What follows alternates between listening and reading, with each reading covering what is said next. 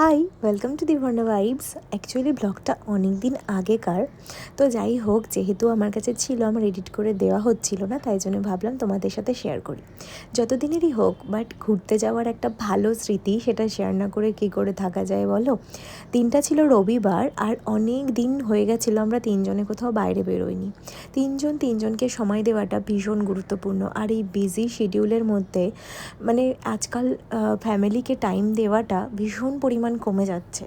কিন্তু আমরা চেষ্টা করি যেদিনই একটু সুযোগ পাই সেদিনই কোথাও একটু তিনজন মিলে গিয়ে বা দুজন মিলে গিয়ে একটু সময় স্পেন্ড করার। তো সেদিনটা সেরমই ছিল। আমরা তাই জন্য কোথায় যাব ভাবতে ভাবতে গিয়েছিলাম বেলা শেষে পার্কে। তো একটা ভালো জায়গা, খুব সুন্দর, বড়দের জন্যও যেমন ভালো, বাচ্চাদের জন্যও তেমন ভালো। আর একটা ভালো জায়গায় গিয়ে তো একটু ছবি ভিডিওস করতেই হবে, সেটা মাস্ট। তো যাই হোক, এই সুন্দর ফুলের গাছটা দেখে তো মনটাই ভালো হয়ে গেছিলো, কী সুন্দর লাগছিল দেখতে।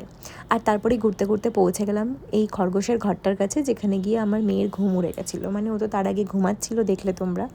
তো যাই হোক, ও ভীষণ ভালোবাসে এই সমস্ত পশু পাখি এগুলোর সাথে সময় কাটাতে। তাই জন্য ওখানে গিয়ে অনেকক্ষণ ধরে ওদের সাথে কথা বললো, জিজ্ঞেস করলো তোমরা কেমন আছো, যা হয় অ্যাকচুয়ালি বাচ্চাদের মধ্যে। তারপরে তো আস্তে আস্তে সন্ধেই লেগে গেল। সন্ধেবেলাটাও কিন্তু জায়গাটা খুব সুন্দর লাগছিল দেখতে। আর ও তো তারপরে দৌড়াদৌড়ি শুরু করে দিয়েছিল। অ্যাকচুয়ালি সবসময় বদ্ধ ঘরে থাকার পর যখন একটু খোলা জায়গা পায় না, তখন মানে ও ভীষণ পরিমাণ আনন্দ করে, মজা পায়।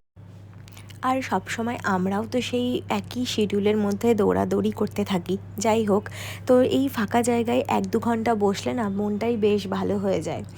আর এই প্রাকৃতিক পরিবেশ, সন্ধেবেলার সেই ঠান্ডা ঠান্ডা হাওয়া, পুকুরের ধারে বসে থাকা, এগুলোর একটা আলাদাই মজা আছে।